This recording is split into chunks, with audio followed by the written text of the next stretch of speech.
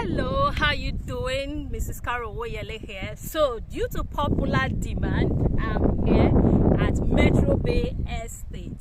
If you're looking for a seaside estate, if you're looking for something just by the ocean, this is it. I came here because clients wanted me to come here. Look at the whole area and look at what we have for you here.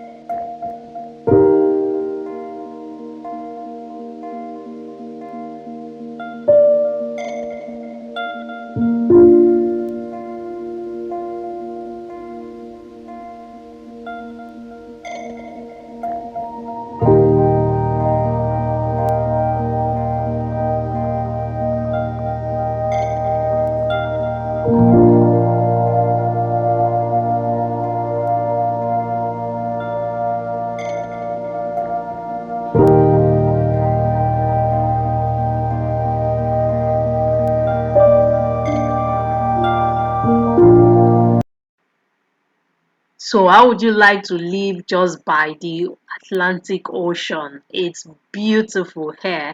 And by the way, we are in a developed area. This place, this exact location where you're looking at now, is just within a 10 minutes drive from Shoprite, the Novari mall in Sangotedo. That's just within 10 minutes drive from that place.